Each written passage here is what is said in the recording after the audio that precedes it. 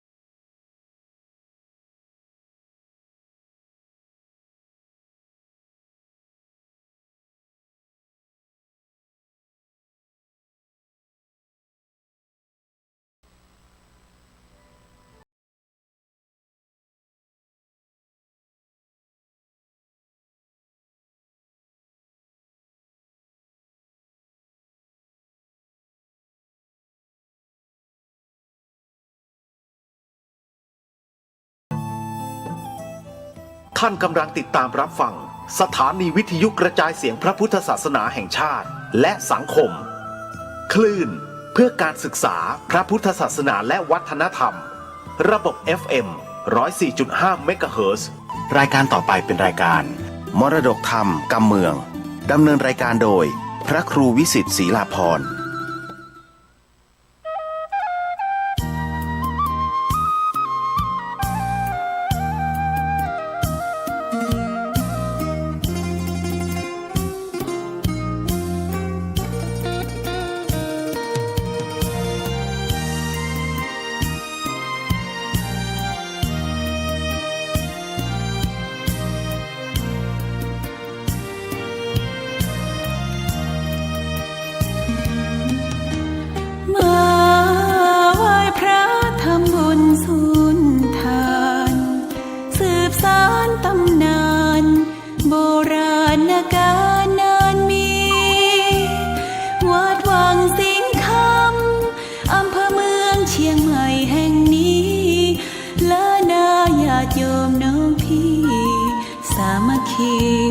ร่วมทานร่วมทุน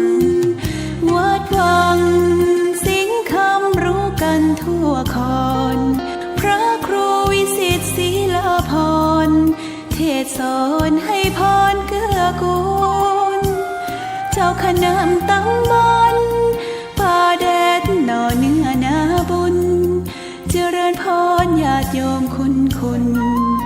ร่วมบุญร่วมแรงศรัทธาพระเจ้าทันใจคู่วัดวังสิงห์ค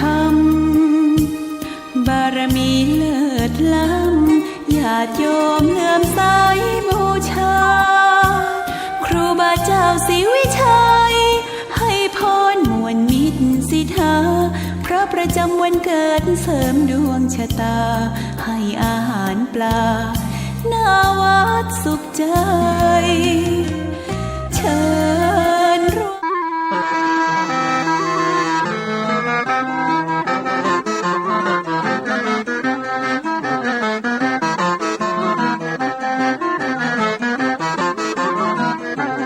เ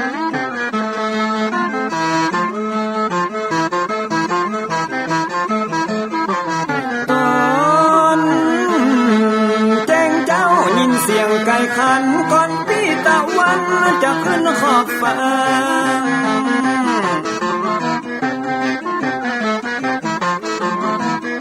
จะหันแสงทองทอแสงจะจ้าจัดการล้างหน้าอาบน้ำแต่งตัววันเริ่มต้นใหม่อย่าได้วันกลัวอย่าได้ขุ่นมัวกังบนโศกอ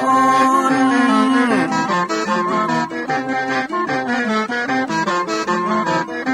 อย่าเอาน้ำขุ่นมาขังคอนอย่าเอาน้ำฮ้อนมาลวงหัวใจฮ้อนอ้วมอารมณ์ขุ่นคองมาตอนรับวันใหม่นี้น้องของได้น้อมเอานำทำคำสอนของพระชินวรประเสริฐเลิศล้ำ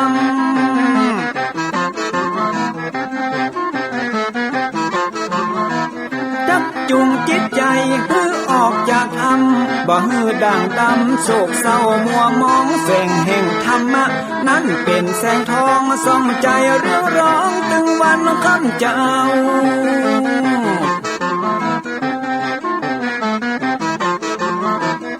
เอาศีลมานำเอาธรรมมาเฝ้าคือจิตใจเฮา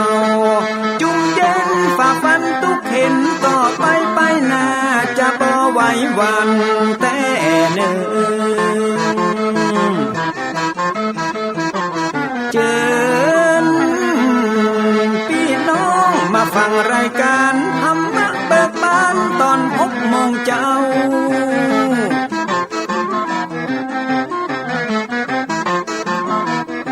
ฟังธรรมปื้นเมืองอันเป็นแบบเบาท่านพระครูวิสิทธิ์ศิลาภรณ์ตั้งใจเจ้าคณะตำบลป่าแดดนอนในเจ้าอาวาสวัดวังสิ่งคำตนนี้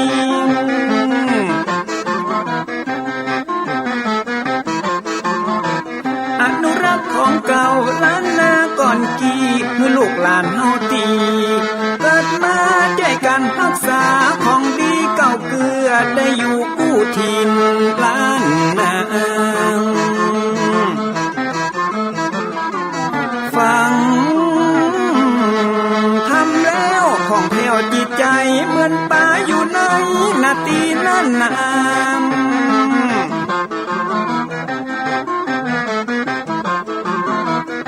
เหมือนไม้สลีอันมีไม้กำเหมือนเสืออยู่ธรรมดงดอยคุณเขาสุขของมนุษย์ยิ่งใจหมู่เฮาสุขที่ได้เอาธรรมะห่มตุ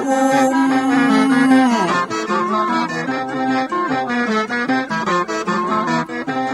ใจคนใดมีธรรมห่อหุ้มใจคนนั้นจุ่มใจบ้านมันอยู่วิมานเวียงวังจันแก้วบ่มีในเต้าแล้วน้อง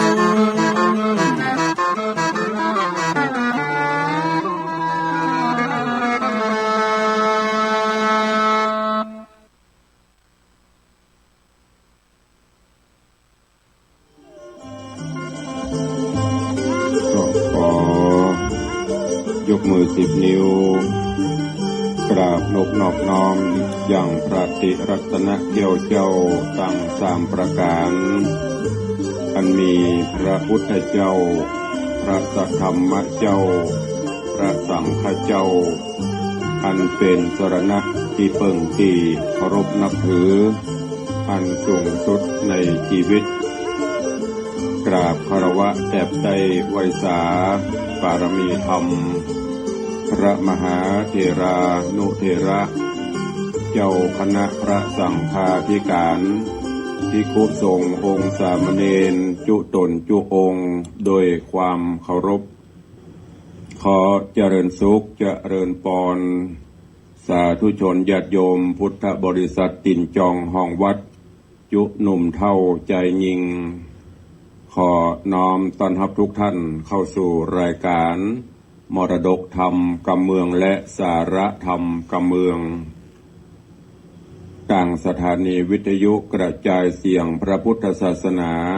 แห่งชาติและสังคมคลื่นเพื่อการศึกษาพระพุทธศาสนาและวัฒนธรรมคลื่นพระพุทธศาสนาและจริยธรรมส่งสัญญาณกระจายเสียงต่างคลื่น FM 104.50 เมกะเฮิรตซ์ของสถานีวิทยุวัดฝ่ายหินและคลื่น FM 96.0 เมกะเฮิรตซ์สถานีวิทยุพระพุทธศาสนาในความอุปถัมภ์ของมูลนิธิพระบรมธาตุเจ้าดอยสุเทพตรจนสถานีวิทยุชุมชนต่างๆที่จางตันผู้อำนวยการได้ลิงก์สัญญาณนี้ออกอากาศให้ญาติโยมทั้งหลายได้รับฟังอยู่กันทางบ้านพร้อมกันนี้ก็ยกมือ10 นิ้วกราบถวายการต้อนรับและเจริญพรต้อนรับครูบาอาจารย์ท่านเจ้าพระสงฆ์องค์เนรสาธุชนญาติโยมพุทธบริษัททุกท่านที่ได้เข้ามาติดตามรับชมรับฟังทั้งภาพและเสียงการไลฟ์สดทางเฟซบุ๊กไลฟ์ของวัดวังสิงห์คำอยู่ในเวลานี้รายการนี้ดำเนินโดยกล่าวกับผมอาตมาภาพพระครูวิชิตศิลาพรรองเจ้าคณะอำเภอเมืองเชียงใหม่เจ้าอาวาสวัดวังสิงห์คำตำบลป่าแดดอำเภอเมืองจังหวัดเชียงใหม่เป็นผู้ดำเนินรายการนำรายการนี้มาพบปะกับทุกท่านตั้งแต่เวลานี้เป็นต้นไปก็ปะกันวันนี้เป็นวันพระวันศีลวันพระธรรมสวนะเชิญชวนศรัทธาญาติโยมทุกท่านพุทธศาสนิกชนกูคนเนอะเข้าสู่ร่มอารามเพื่อประพฤติวัดปฏิบัติธรรมน้อมนำเอาหลักศีลหลักธรรมมาประพฤติปฏิบัติกันเบื้องต้นก่อนที่จะได้ฟังสาระข้อคิดเรื่องราวก็ขอเชิญชวนทุกท่านได้พร้อมใจกันไหว้พระและก็สมาทานศีลอันเป็นที่ตุลุงได้นำมาปฏิบัติทุกวันพระวันศีลให้กับญาติโยมศรัทธาเนอะตอนนี้ไปก็เชิญชวนทุกท่านที่ได้เข้ามาแล้วก็ดีบัดติดภารกิจการใดก็สละเวลาสักเล็กน้อยพร้อมกันเข้าเฝ้าสมเด็จพ่อองค์พระผู้มีพระภาคเจ้าแต่ถ้ามีภารกิจใดหรือกำลังขับรถขับรางทำกิจทำการส่งจิตส่งใจไหว้พระนบธรรมพร้อมกันณโอกาสบัดนี้อิมินาสการเรนะพุทธังอภิปูชยามะอิมินาสการเรนะธัมมังอภิปูชยามะอิมินาสการเรนะสังฆังอภิปูชยามะอะระหังสัมมาสัมพุทโธภควาพุทธังภควันตังอภิวาเทมิสวากขาโตภควตาธัมโมธัมมังนะมัสสามิสุปฏิปันโนภควโตสาวกสังโฆสังฆังนะมามิหันธมยังพุทธัสสะภควโตบุพภาคณมกาลังกะโรมะเสงนะโมตัสสะภควโตอะระหะโตสัมมาสัมพุทธัสสะนะโมตัสสะภควโตอะระหะโตสัมมาสัมพุทธัสสะนะโมตัสสะภควโตอะระหะโตสัมมาสัมพุทธัสสะอิติปิโสภควาอะระหังสัมมาสัมพุทโธวิชชาจรณะสัมปันโนสุขโตโลกวิทูอนุตตโรปุริสะธัมมสารถิ สัทธาเทวมนุษย์สานังพุทโธภควาติสวากขาโตภควตาธัมโมสันทิฏฐิโกอากาลิโกเอหิปัสสิโกโอปัญญิโก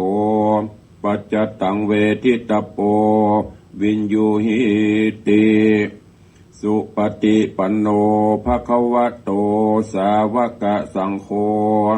อุชุปฏิปันโนภควโตสาวกสังโฆยายะปฏิปันโนภควโตสาวกสังโฆ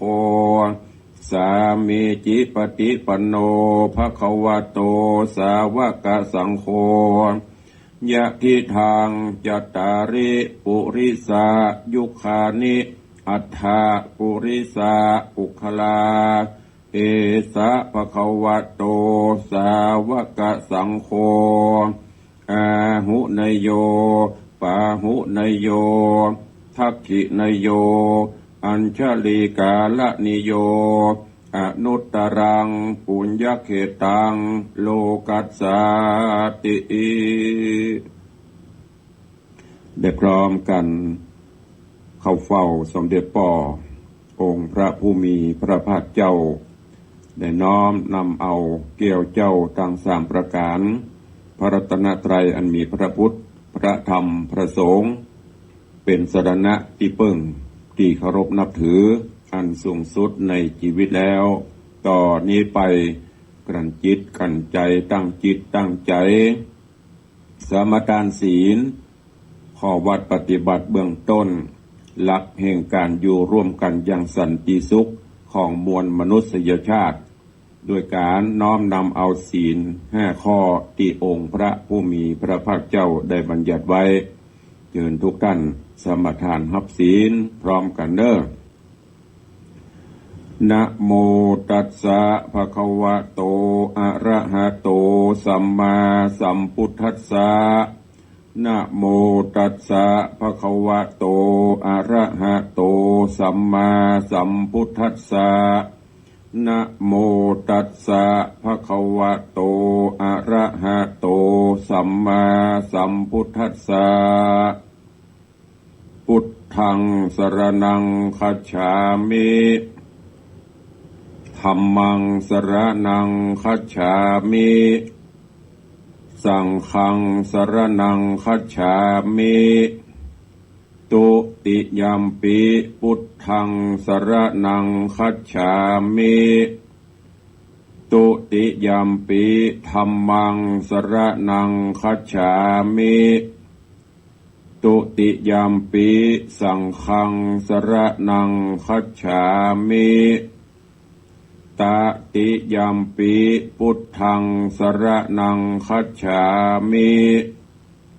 ตติยัมปิธัมมังสรณังคัจฉามิ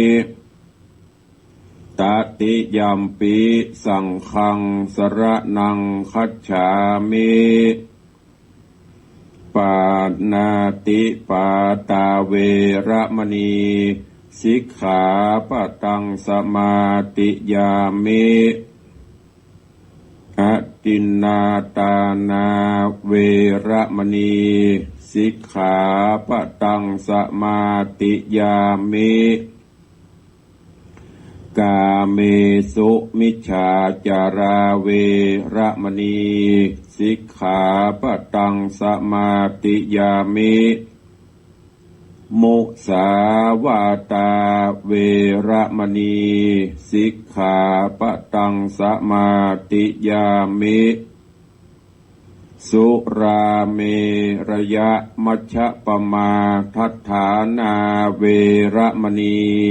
สิกขาปะตังสมาติยามิอิมานิปัญจสิกขาปตานิสีเลนะสุขติงยันติสีเลนะโภคสัมปตาสีเลนะนิพุติงยันติตัสสมาสีลังวิโสทะเยวันพระวันธรรมสวนะหรือวันพระวันศีลเราท่านทั้งหลายได้ร่วมกันไหว้พระสมาทานศีลน้อมจิตน้อมใจเข้าเฝ้าองค์พระผู้มีพระภาคเจ้าน้อมนำเอาพระพุทธพระธรรมพระสงฆ์รัตนะเกี่ยวเจ้าทั้ง3 ประการเป็นสรณะที่พึ่งที่เคารพนับถืออันสูงสุดแล้วได้แต่งจิตแต่งใจตั้งจิตตั้งใจสมาทานงดเว้น โดยการรับศีล5 ข้อตั้งแต่งดเว้นจากการเบียดเบียนชีวิตสัตว์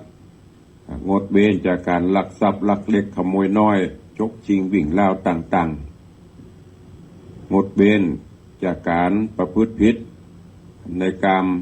ประพฤติผิดในลูกในเมียของผู้อื่นสมทานงดเว้นจากการเหล่าหน้าจาขวัญยุยงปลุกปั่น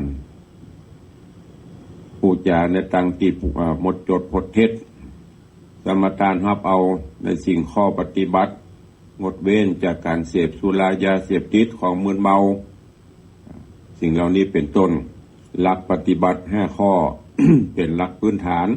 เป็นหลักการแห่งการอยู่ร่วมกันของมวลมนุษยชาติทุกครอบครัวทุกบ้านทุกจองทุกพื้นที่หรือทั่วโลกถ้ามีศีล5 ข้อหรือน้อมนำเอาข้อวัดปฏิบัติ5 ข้อนี้สังคมโลกเราก็จะน่าอยู่ความสงบร่มเย็นก็จะเกิดขึ้น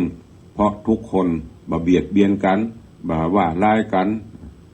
บ่เอาของบ่ดีสิ่งเสพติดต่างๆเข้าสู่ตนตัวท่านทั้งหลายก็ลองรับหูรับตานึกพอว่าถ้ามีศีล5 ข้อเหมือนกันหมดเราจะอยู่กันอย่างสันติสุข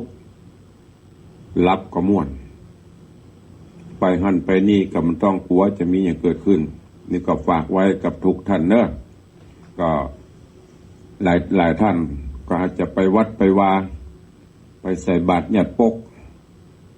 ไปไหว้พระสวดมนต์ไปปั่มเปงภาวนาตามหลักปฏิบัติของพุทธศาสนิกชนทานศีลหรือว่าทานรักษาศีลเจริญเมตตาภาวนาเนอะวันนี้ก็ขอนำเอาหลักธรรมคำสอนข้อวัดปฏิบัติทุกวันพุธก็จะเป็นธรรมะหรือว่านำสาระข้อคิดเรื่องราว มามาจ๋ามาชี้แนะชี้นำคือกับญาติโยมทั้งหลายเป็นธรรมะข้อคิดเล็กๆน้อยๆเพื่อนำไปใช้ในการดำเนินชีวิตประจำวันเนอะวันนี้ครูบาอาจารย์หลายรูปหลายองค์ก็เข้ามาตักตายหรือว่าเข้ามาส่องตั้งแนวเฟซFC ดังรายการบางท่านก็อาจจะบัดตันได้หูก็กำลังเข้ามากันโลเนาะวันนี้มีหลายรูปหลายองค์ก็ต้องขอกราบถวายการต้อนรับครูบาอาจารย์เนอะพอดีตอนนี้มันยังตักไปไม่ได้เตื้อก็เดี๋ยวมันจะล่มเห็นไหมก็เลยดูไปก่อนแถมสักเบิร์ดนะจะไปไล่คอมเมนต์ไปไล่ดูวันนี้ตอนนี้เข้ามานี่ที่หันเดือนนี้ก็มีไผ่พี่นานล่าพี่นานจรันปิยจันทร์เนาะพี่นานอิโสมเตปินหลายท่านครูบาอาจารย์แถมหลายรูปหลายองค์ตะกี้ก็หันมีวัดอุโบสถดอนตองกะแบบคำหกรรมเนอะก็เดี๋ยวจะไปตักไปตายทางใต้รายการก็ญาติโยมทั้งหลายในยุคของสังคมโลกยุคแห่งโลกทั้งโลกอยู่บนปลายนิ้วยุคแห่งการสังคมโลกทั้งโลกอยู่บนปลายมือก็นั่นก็คือใจสื่อเดี๋ยวนี้ธนาคารก็มีในมือถือธรรมะก็มีในมือถือเนี่ยอย่างทุกอย่างอยู่ในนี้หมดเพราะนั้นความเป็นอยู่ของมวลมนุษย์เราก็มีการเปลี่ยนแปลงกันไปแต่จะได้ก็ตามก็ขอคือความเจริญนั้น เพราะว่า บอกว่าจะเป็นเจริญก็จะเป็นมันเจริญด้านวัตถุอย่างเดียวขอคือเจริญในด้านจิตด้านใจตัวเอง ต้องขอประทานอภัยเนอะยามเจ้านี่เครื่องมันเย็น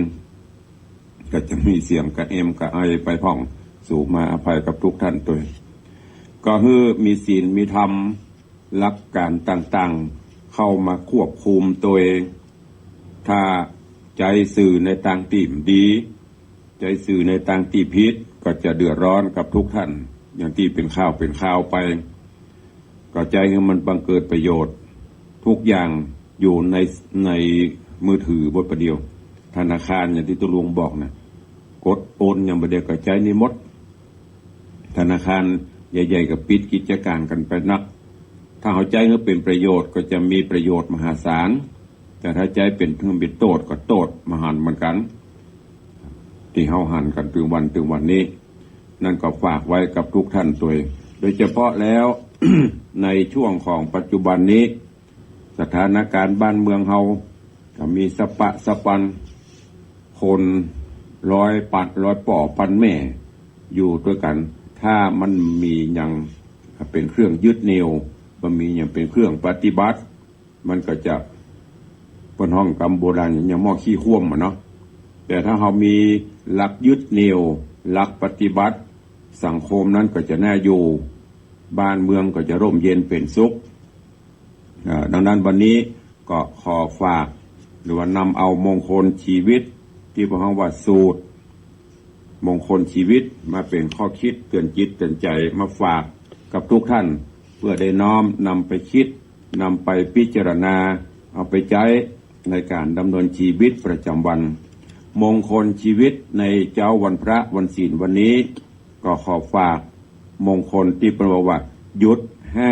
5ยา4ถ้ายอดดีต้องมี6มันเป็นจะได้ท่านสาธุชนญาติโยมทั้งหลายสังคมประเทศชาติเฮาตึงวันนี้เกิดปัญหาเดือดร้อนกันไปทั่วสปะสปันบอกว่าเศรษฐกิจสังคมกันบ้านกันเมืองกับมีปัญหาแต่ก็ไม่ใช่ว่า มีตังเก้นะมันมีตังเก้ไขอยู่เพราะฉะนั้นที่มันสังคมมันเปลี่ยนแปลงที่มันสังคมมาเดือดร้อนจะอีกเพราะอะไรอย่างเพราะเฮาประยุทธ์และถ้าสังคมประเทศชาติจะเกิดสันติสุขสันติภาพเฮาท่านทั้งหลายจะต้องหยุดสาธุชนญาติโยมทั้งหลายฟังแล้วก็ใคร่ครวญแล้วเนอะหยุดอย่างพ้องประการที่1ที่ได้บอกปฏิกี1หยุดการโจมตีบีทากันโจมตีกันไปเลยใส่ใครใส่ความกันเนี่ยหยุด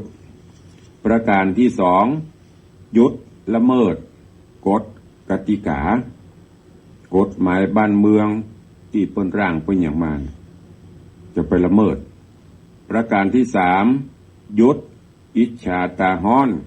หยุดอิจฉาริษยากันประการที่4หยุดอคติความลำเอียงต่างๆเนี่ยประการที่5หยุดความมานะทิฐิต่อกันและกัน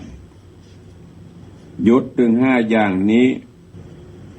ถ้าเราหยุดได้โลกและสังคมจะเป็นสวรรค์บ้านของเราก็จะเป็นวิมานทวนทำกรรมหยุด5อย่างหยุดโจมตีบีทากัน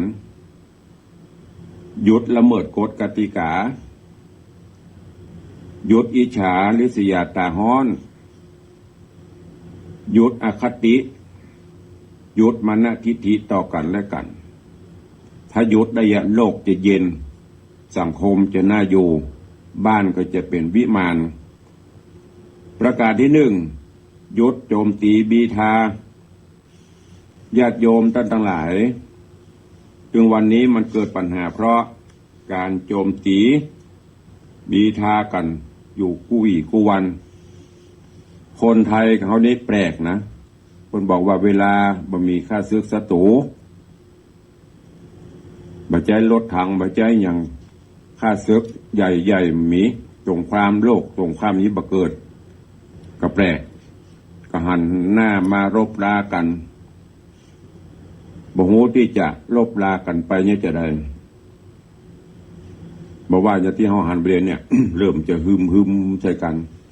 กลุ่มนั่นกกนี้สีนั่นสีนี้ทำให้บ้านเมืองเฮาก็อยู่กันบร่มเย็นเป็นสุขบ่ได้จดจำเอาที่โลนเกล้าองค์พระบาทสมเด็จพระเจ้าอยู่หัวรัชกาลที่6พระองค์ท่านได้ทรงเตือนเฮาท่านทั้งหลายไว้ว่าอันชาติใดไร้รักสมัครสมานจะทำการสิ่งใดย่อมไร้ผลแม้ชาติย่อยยับอับจนบุคคลจะสุขได้จะใด ลองเอามาคิดดูมันมีความสมัครสมานสามัคคีกันโจมตีบีทากันกูก็ว่ามึงก็ว่ากูบ่ลงรอยกันบ่ยอมกันสุดท้ายประเทศชาติบ้านเมืองก็ล่มจม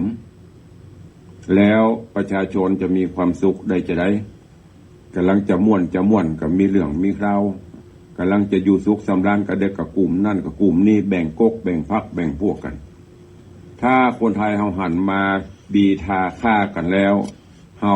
คนบอกว่าต่อไปเนี่ยจะไปฮ้องเพลงชาติให้ไผฟังเพราะนั้นองค์พระบาทสมเด็จพระเจ้าอยู่หัวทุกราชการมาจนถึงพระบาทสมเด็จพระเจ้าอยู่หัวรัชกาลที่10ของเฮาพระองค์ก็ทรงตักเตือนคือหูฮักสมัครสมานสามัคคีกันถ้าเฮาหูฮักสมัครสมานสามัคคีกันบ้านเมืองเฮาก็จะมีความสุขถึงวันนี้ปัญหามันเกิดขึ้นเพราะคนเป็นจี้หีดลองสังเกตพอจี้หีดเนี่ยเวลาคนมาปั่นหัวก็เดี๋ยวมันจะดีดเหมือนกันป๊อปแป๊บป๊อปแป๊บบางคนก็ถูกปั่นหัวผู้รักผู้ใหญ่บางคนก็ถูกเป่าหูเพราะฉะนั้นท่านทั้งหลายหัวกับหูต้องระมัดระวังเป็นละอ่อนก็จะไปเฮือไผ่มาปั่นหัวยิ่งวัยรุ่นหนุ่มสาวเรียวนี่ง่ายต่อการปั่นเยื่อง่ายอีกด้วยเป็นคนใหญ่ก็จะไปเฮือไผ่มาเป่าหูต้องมีความหนักแน่นเป็นตัวของตัวเองไม่ใช่ไผ่เข้ามาจะเป่าแล้วเฮากับปิ๋วบางครอบครัวบางพรรคบางพวกแบ่งพรรคแบ่งพวกกันบ่ยอมลงรอยกันคนฮ้องว่าถ้าเฮาบ่แบ่งพวกก็บ่เสียฮักถ้าบ่แบ่งพรรคก็บ่เสียสามัคคีถ้าหากว่ารวมพรรครวมพวกรวมพรรคก็จะได้ตึงความฮักความสมัครสมานสามัคคียุดโจมตีบีทากันเนี่ยองค์พระผู้มีพระภาคเจ้าได้ตรัสสอนในโอวาทปาติโมกข์เมื่อวันมาฆบูชาเนี่ยที่ผ่านมานี้หลายวัดหลายวาเพิ่นก็เอามาอู้มาบรรยายให้ฟังในโอกาสที่พระพุทธเจ้าได้ตรัสเตือนว่าจะไปว่ากันจะไปทุบตีกันแต่เฮาบ่เชื่อเฮาบ่ได้ใส่ใจเฮาบ่สนใจเพราะเฮาไปตกอยู่ภายใต้อำนาจของกิเลสเฮาคือกิเลสเป็นใหญ่เฮาต้องมาอู้มาคุยกันว่าบ้านเฮาปกครองกันแบบประชาธิปไตยจริงๆมีอยู่3หลักนะใครที่ลืมไปที่จำบ่ได้นะลองหวนคิดพิจารณาดูบ้านเฮาปกครองกันแบบประชาธิปไตยจริงๆมีอยู่3หลักนั่นก็คืออัตตาธิปไตยก็หมายถึงเอาตัวเก่าตัวเองเนี่ยเป็นใหญ่ประการต่อมาโลกาธิปไตยนี่ฟังเสียงส่วนใหญ่ที่จะทำทุกอย่าง เมื่อมันลงตัวอันต่อมาก็คือธรรมาธิปไตยนี่ก็คือเอาความถูกต้องเป็นหลักโลกจึงจะอยู่ได้ถ้าปกครองกันอย่างแต่มันอาจจะบ่ถูกใจคนบางคนแต่ถ้าเอาความถูกใจแต่บ่ถูกต้องบ้านเมืองล่มจมอยู่บ่ได้อันนี้เอาความถูกใจนะถูกใจกู ไผว่าใจจังไผกูจะเนี่ยถูกใจข้าไผใจว่าเดี๋ยวก็จ้างข้าจะทำนี่แหละบ้านเมืองล่มจมครอบครัวนั้นล่มจมถูกเอาความถูกใจเบาความถูกต้องนะเพราะฉะนั้นธรรมาธิปไตยท่านที่จะทำให้ทุกอย่างยุติ ญาติโยมท่านทั้งหลายประเดี๋ยวนี้บางคนก็ใจแต่อัตตาธิปไตยเอากิเลสตัวเก่าไปใหญ่บางคนก็เอากิเลสาธิปไตยเอากิเลสไปใหญ่โลภโกรธหลงบันดาลคือบางพวกก็เปลี่ยนไปตามที่ตัวเก่าปรารถนาบางพวกก็เอาชิวหาธิปไตยชิวหาก็แปลว่าลิ้นเอาลิ้นไปใหญ่ปลุกระดมยุโยงปลุกปั่นยุแยงแต่เข่งหัววางแผนการเงินต่างๆใจลิ้นคืออู้จาโน้มน้าวปลุกระดมไปบางพวกก็ใจสุมาเตอตีนหรือเท้าเป็นใหญ่พูดถึงว่าบาทาธิปไตยถูกใจมันก็ตุ๊บตับตุ๊บปั๊บนะหรือว่าบางคนก็เนี่ยบาทาก็เดินขบวนลงถนนโหนตางปลุกระดมกันขึ้นไปนี่คือปัญหาญาติโยมท่านทั้งหลายที่บ้านเมืองเราประสบปัจจุบันเนี่ย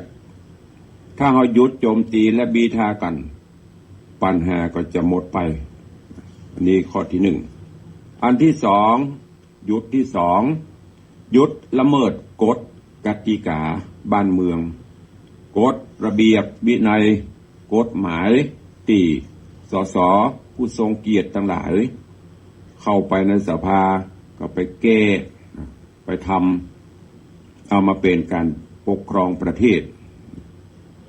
กฎกติกาบ้านเมืองกฎหมายรัฐธรรมนูญต่างๆเนี่ยเราจะต้อง หยุดละเมิดกฎกติการะเบียบวินัยกฎหมายญาติโยมทั้งหลายแล้วจริงๆแล้วกฎหมายกฎอย่างต่างๆนั่นก็คือศีลนั่นน่ะเขาผู้คนมีศีลแล้วทุกสิ่งทุกอย่างจะบ่เป็นปัญหาแต่ถึงวันนี้ถือว่าภัยปฏิบัติตามกฎกติกาแล้วเป็นคนที่เชยภัยแหกข้อภัยแหกกฎกติกาเป็นฮีโร่นั่นก็คือเอาคนที่ประพฤติคุณงามความดีเนี่ยเป็นคนที่เชยคนที่ทำมาอย่างที่บดีที่มันผิดกฎหมายน่ะเป็นฮีโร่ไปอย่างบ้านเมืองเฮามันจึงเกิดความระส่ำระสายนั้นต้องหัดเป็นคนมีวินัยฝึกตนฝึกกายฝึกใจให้มีวินัยฝึกใจให้มีธรรมะอันนี้หยุดประการที่สองหยุดอันที่สามหยุดอิจฉาตาฮ้อนหยุดความอิจฉาริษยากันเพิ่นบอกว่าอิจฉาเขาเพิ่นบอกว่าตาฮ้อนถ้าอยากรู้ว่าภัยอิจฉาตาฮ้อนพอที่ตาหันเถอะเวลาอิจฉาตาฮ้อนเวลาความโกรธความเกลียดมันตาลุกเป็นโพรงนะกลายเป็นเมืองพื้นอย่างไฟนี่คนที่อิจฉาริษยาหันภัยดีเกินหน้าตัวเก่าบ่ได้กินบ่ได้นอนบ่หลับก็จะต้องหาทางปัดหรือเขี่ยเพื่อตกให้ได้เนอะความริษยานี้มันบอกว่ามียังความโลกาของโลกน่ะเพื่อพินาศย่อยยับทุกคนญาติโยมทั้งหลายทุกท่านทุกคนต้องมีไมตรีจิตมีมุทิตาจิตฝึกหัดแสดงความยินดีต่อบุคคลที่เพิ่นมีความบุญคุณเนี่ยก็เฮาก่อนหัดยินดีต่อคนที่เพิ่นได้ดีเพิ่นได้ยศถาบรรดาศักดิ์ได้โน่นนี่นั่นก็พยายามหัดเพื่อมีมุทิตาจิตแสดงความชื่นชมยินดีพ่องไม่ใช่ว่าหันเพิ่นได้ดีไปดีเกินหน้าเกินตาตัวเก่าเกิดความอิจฉาตาฮ้อนอันเนี้ยบ้านเมืองเฮาก็อยู่ไม่ได้หัดยินดีต่อคนที่บ่ได้ดีแล้วก็ทำจะได้กึดมาเฮาจะเงี้ยจะได้เฮาจะเฮือได้ดีมีความก้าวหน้าเหมือนอย่างเปิ้นพ่องก็ต้อง ทำอย่างที่คนอื่นเปิ้นทำจะได้เปิ้นมีศีลมีธรรมมีความเคารพนอบนบปู่จามีความอ่อนน้อมถ่อมตน เราก็ลองปฏิบัติตามนั้นเอาความถูกต้องเป็นหลักในการปฏิบัติไม่ใช่ว่าคอยที่จะไปเลียแข้งเลียขาคอยปัดแข้งปัดขาอันนี้มันก็ไม่ได้ประสบความสำเร็จได้ยศประการที่สี่นั่นก็คือยศอคติยศลำเอียงยศเป็นคนเสียศูนย์ยศอคติลำเอียงเพราะฮักลำเอียงเพราะกลัวลำเอียงหมดเนี่ยอคติแปลว่าเอียงเข้าข้างคนเฮาจะเอียงในสี่เรื่องนั่นก็คือเอียงเพราะเรื่องของที่ป่าเอียงที่คนเฮาว่าชอบคนเฮาว่าฉันทาคติเอียงเพราะจังเรียกว่าโทสาคติเอียงเพราะหัวอำนาจวาสนาที่คนที่เปิ้นมีอิทธิพลของหัวอิทธิพลของเปิ้นเพราะว่าพยาคติเอียงเพราะความโง่เขลาเบาปัญญาหลงผิดบ่ฮู้เต่าฮู้ตันเพราะว่าโมหะคติเนี่ยที่มันจะเอียงปะนะอันนึงก็คือเอียงเพราะความฮักบางตาเอาผิดเป็นถูกเอาถูกเป็นผิดวันนี้เป็นต้นชอบพอกันถ้าเกิดความโทสาคติมีความโกรธความอย่างแล้วก็ความลำเอียงมันเนี่ยมันจะทำให้จักกลับกลายกันไปผิดเป็นถูกถูกเป็นผิดเนี่ยเอียงเพราะความโกรธความโมกความหลงมันเนี่ยพวกเราว่าอคติพระบาทสมเด็จพระเจ้าอยู่หัวพระองค์ทรงแปลอคติมันนี่ว่าแปลว่าไปบ่ได้เป็นศัพท์ปฏิเสธแปลว่าคติแปลว่าไปทางอคติก็คือไปบ่ได้คือถ้ามีอคติต่อกันละมันจะไปทางดีมันไปบ่ได้ล่ะจะทำอะไรยังคือถูกต้องดีงามก็ไปบ่ได้ถ้าไผ่มีอคติยศประการที่ห้ายศมานะทิฏฐิต่อกันโดยเฉพาะยอมแพ้ต่อสิ่งที่จะนำไปสู่ความบดีบางงามอย่าพ้องลดทิฏฐิมานะของตัวเก่าลองถอยลงมายอมแพ้คือภาษากลางถ้าคนไทยกับถ้าเมืองยอมการเนี่ยพ้องถอยกันไปกันพ้องมาถอยกันมาแพ้กันโดยเฉพาะถ้าการแล้วจะทำให้สังคมดีขึ้นยอมที่ตัวเฮายุดที่ตัวเฮาบ่เอาความแข็งกระด้างมาหันมาเป็นที่มาปฏิบัติบ่เอาความหันเกตัวบ่เอาความคิดความหันที่แตกต่างที่จะนำมาซึ่งความทะเลาะวิวาทกันมาปฏิบัติ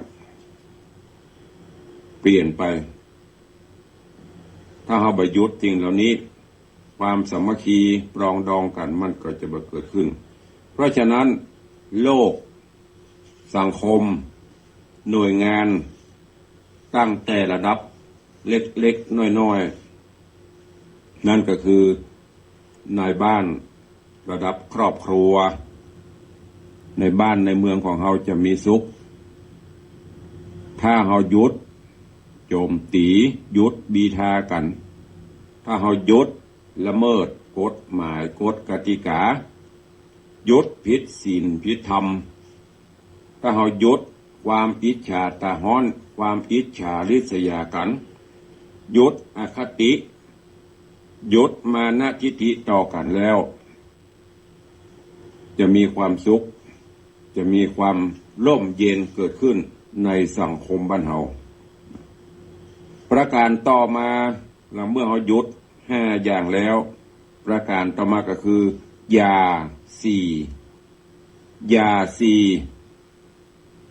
เราควรยาจากอันอย่างพ้อง1อย่าไปอายความดีอย่าไปอายที่จะทำที่จะสร้างคุณงามความดี2จะไปมีปมด้อยจะไปสร้างปมด้อย3 จะไปคอยหรือว่าอย่าคอยวาสนา4อย่าบ้าอบายมุขจะทำให้ชีวิตของนี้ดีขึ้นประการที่1อย่าอายที่จะทำดีอย่าอายที่จะสร้างกุศลคุณงามความดีคนทั้งหลายมักจะใช้ธรรมะที่ผิดใช้ธรรมะในทางที่ผิดเรื่องดีๆมักจะอายสังเกตพอเนอะญาติโยมพี่พ่อยแม่สาธุชนทั้งหลายเรื่องจะทำความดีนี่มักจะอายแต่ถ้าเป็นเรื่องของความชิบหายมักจะมีความกล้าอันนี้เป็นห้องว่าใจธรรมะในทางที่บ่ถูกต้องพระพุทธเจ้าสอนเพื่อมีหิริโอตตัปปะมีหิริมีโอตตัปปะเพื่อละอายชั่วเพื่อกลัวบาปถ้าไปเจอเรื่องชั่วเรื่องบาป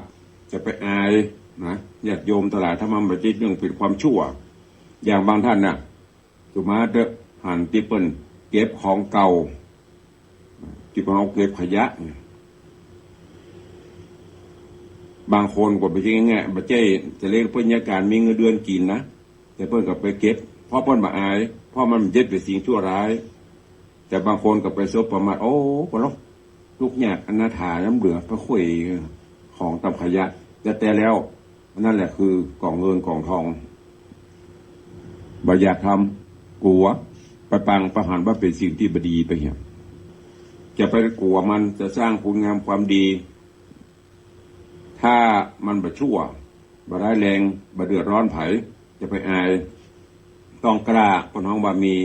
พนห้องว่าวิสารตะจะไปอาย ที่จะทำความดีเรื่องใดที่เป็นสิ่งเป็นของที่ดีเป็นสิ่งของที่ดี ทำไปต้องไปอายมันนะไผว่าได้จะมันเฮาดีทำไปแล้วบ่เดือดร้อนตัวเก่าบ่เดือดร้อนคนอื่นบ่สร้างปัญหาให้กับสังคมบ่นำความเดือดร้อนมาสู่ครอบครัวประเทศชาติบ้านเมืองนั่นน่ะทำไปประการต่อมาจะไปมีปมด้อยนั่นก็คือจะไปมีความรู้สึกว่าโอ้เฮานี่เกิดมาต่ำต้อยน้อยกล้าเป็นคนทุกข์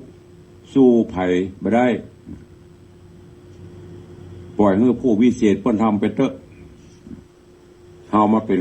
กระจอกงอกง่อยกระจอกชนจะไปกึดดูถูกตัวเก่าเฮาก็มีเหมือนเปิ้น1สมอง2ตีน2มือเหมือนเปิ้นทำได้เฮาก็ทำได้แต่มันอาจจะบ่ถึงเขาเปิ้นเขาทำได้เราก็ทำได้สร้างไปเปิ้นอย่างเงี้ยได้เปิ้นก็มีหัวหรอกเฮาก็มีหัวเปิ้นก็มีมือเฮาก็มีมืออันนี้คิดในทางที่ดีนะไม่ได้คิดไปทางที่อคติอกุศลสิ่งชั่วร้ายคนเฮามีด้วยกัน คนเฮาว่าคนเฮาเนี่ยมีด้วยกันคนละนะมีด้วยกันเหมือนเดียวกันนะ2ปมเด่นกับปมด้อยปมเด่นกับปมด้อยมีเหมือนกันคู่คนนะถ้าเอาปมเด่นปมดีมาอวดมาโชว์กันเพื่อเอาคนที่มันเด่นมันดีคนนั้นก็ได้ดีเพราะอย่างเพิ่นมีศีลมีธรรมกันอย่างเนี้ยอันนั้นเอามาอวดกันจะไปเอาปมด้อยปมที่มันเป็นปมด้อยเอาออกมาโชว์แล้วก็รู้ว่าใครมีปมด้อยก็จะไปเคลียร์จะไปว่าจะไปสะกิดคนมีปมด้อยอย่างในตัวเพิ่นน่ะบางคนมันจะบ่เหมือนมันจะมีหันอย่างหนึ่งนั่นคือปมด้อยของเพิ่นจะไปเอาเคลียร์ขึ้นมาบางคนก็ฮับได้บางคนก็ฮับบ่ได้เอาแต่เรื่องดีๆนะเอาแต่เรื่องดีๆมาว่ากันเอาแต่เรื่องเด่นๆเอามาโชว์กันจุดด้อยจุดอย่างของเปิ้นนั้นต้องเอามาว่าเนี่ย2คนเขามี2ปมเด่นกับปมดีปมด้อยเอาเป็นเรื่องเฉพาะตัวเปิ้นบ่ต้องเอามาโชว์กันคือเลือกเอาปมเด่นคนนี้เข้าวัดเข้าวาคนนี้ช่วยเหลือสังคมคนนี้สละประโยชน์ส่วนตนเพื่อประโยชน์ส่วนรวมหมู่นี้เฮาก็เอาแล้วเนี่ยมาใจประการที่3จะไปคอยวาสนาอย่าคอยวาสนาจะไปรอฮื้อ เทพบุตรเทวดามาอุดหนุนจะไปรอเพื่อบุญหล่นทับต้องทำเดี๋ยวนี้พระพุทธเจ้าตรัสไว้ว่าให้ทำเดี๋ยวนี้ไม่ใช่ก็เดี๋ยวก่อนให้ปัญญาการเดี๋ยวก่อนให้เฮาไปให้พอเดี๋ยวก่อนน้องปัญญานี่บอกเดี๋ยวก่อน ต้องเดี๋ยวนี้เรียกว่าทำแบบเป็นห้องอย่างทอหมายความว่าทำทันทีทอไม่ใช่ไปกกตอย่างที่เขาว่ากินกับตู้ไม่ใช่นะทอทำทันทีจะไปคอยพลัดวันรอวันพรุ่งนี้พลัดวันประกันพรุ่งปีหน้าวันหน้าอย่างที่ในรัฐธรรมคนขี้ค้านเกียจค้านขี้ค้านทำการทำงานโอ้ไปเถอะเฮ้ยวันนี้หนาวอยู่เดี๋ยวรอมันอุ่นก็ไปโอ้ไปเถอะเฮ้ยฝนตกโอ้แบบเนี้ยเถอะเฮ้ยฮ้อนอ้างก็เดี๋ยวก็โอ้ค่ำละไปเถอะแจ้งมาล้อมสักเบิดค่ำเนาะก็ไปพลัดวันประกันพรุ่งมีคำว่าเกียจค้านคนขี้ค้านต้องทอทำทันทีจะไปรอเพื่อเป็นพัดวันประกันพรุ่งหรือบางคนก็ทอทำทันท่วงทีทำทันทีเมื่อมีโอกาสเมื่อมีจังหวะรีบทำทันทีโบราณเปิ้นตึงบอกดึงเตือนหรอตั้งแต่เขาเป็นละอ่อนแล้วก็ได้ยินน้ำขึ้นให้รีบตักน้ำขึ้นให้รีบตักคือเมื่อเรามีกำลังวังชาในขใจทำเลยหน้าที่การงานจะไปเลือกการเลือกงานนักเอาเบาสู้ได้เงินได้คำมากับแบ่งเป็นสัดเป็นส่วนอย่างที่เพิ่นสอนเพิ่นแนะเก็บหอมรอมริบไว้เพิ่นว่าตุกเมื่อหนุ่มจะสบายเมื่อแก่แต่ถ้าสบายเมื่อหนุ่มรับประกันได้ว่าจะตุกเมื่อแก่คำว่าสบายเมื่อหนุ่มก็คือแบบว่าหากินอย่างนั้นกินแอวสำเร็จที่เมาป่นไปเป็นวันบะเซาะบะหาบะเก็บบะหวังแก่ตัวมาก็อย่าหวังว่าจะมีความสุขบางคนนี่เป็นตุกมาหนุ่มตุกในนี่คือตุกทำการทำงานเก็บหอมรอมริบประหยัดมัธยัสถ์อดทนอดกั้นไว้แก่ตัวมาก็จะมีความสุขจะไปมัวพัดวันจะไปประกันพรุ่งจะไปมวยท่ากับวาสนาคอยกับปุจจาเตียนคอยกับไว้จุดธูปปุจจานั่นปุจจานี่9 ดอก10 ดอก16 ดอก36 108ไว้ควรมุ่งเต็มหิมหามันจะไผ่มันไม่ช่วยเขาได้อันนั้นเกิดเป็นส่วนบุญเป็นกำลังใจเราก็ต้องปฏิบัติไปตัวเองทำไปตัวเองที่สำคัญก็คือไม่ใช่อ้อนบอนและตัวเป็นยี่อย่างซากอย่างมีอินมีพรหมที่ไหนจะช่วยเขาได้จะไปบ้าอบายมุขยังที่จะทำให้เขาเสียสุขภาพเสียชีวิตเสียทรัพย์เสียศีลเสียโอกาสหน้าที่การงานที่ดีที่งามเสียเวลาต้องงดเบรกหรือห้ามล้อต่างใจก็คือวัคซีนต่างจิตนั่นก็คือหิริโอตตัปปะอายชั่วกลัวบาปญาติโยมท่านทั้งหลายเฮาท่านทั้งหลายเป็นผู้ที่มีปัญญาหูดีทำดีหูชั่วเว้นชั่วนี่คือวิสัยของพุทธบริษัท ยา4ยอดดีต้องมี6อันหนึ่งก็คือในที่นี้หมายถึง6ไม่1บอกว่าเบื้องบนคือไปยกเอาสถาบันเบื้องบนมีองค์พระมหากษัตริย์มีพ่อมีแม่มีบุคคลที่อยู่เบื้องสูงบอกว่าเป็นอย่างเปิ้นประการที่2ประชนเบื้องล่าง3บอกวางต่างไผ4ใบใหญ่เกินผู้บังคับบัญชา5ใบ บริษยาลูกน้อง6บยกย่องคนชั่วหรือบับปกป้องคนผิดความวิปริตวิปลาสก็จะบังเกิดขึ้นอันนี้ฝากไว้เป็นข้อคิด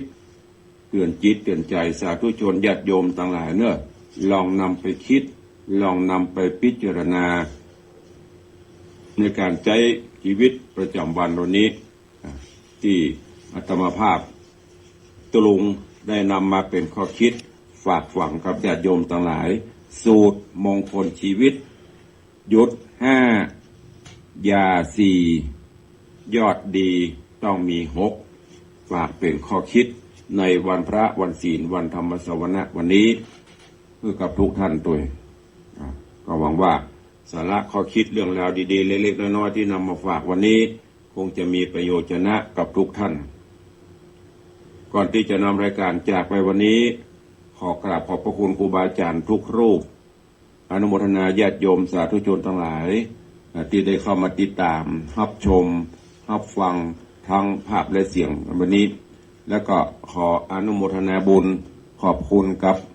ญาติโยมเนอะวันนี้เวลาหมดเวลาแล้วตุลุงขอนำรายการจากไปก่อนเนาะปะกันใหม่ในวันต่อไปก็ขอคุณแก้วเจ้าทั้ง3ประการอันมีพระพุทธพระธรรมพระสงฆ์เทพยดาอาภัพสิ่งศักดิ์สิทธิ์ทั้งหลายจงได้มาเมตตาประทานพรอันประเสริฐคือบังเกิดกับครูบาอาจารย์ท่านเจ้าพระสงฆ์องค์เนรก็ออกไม่ออกศรัทธาตายกตายิกาทุกท่านมีความสุขกายสุขใจเพื่อมีสุขภาพอนามัยสมบูรณ์แข็งแรงเดินทางไปแห่งหนตำบลใดก็ขอให้แคล้วคลาดปลอดภัย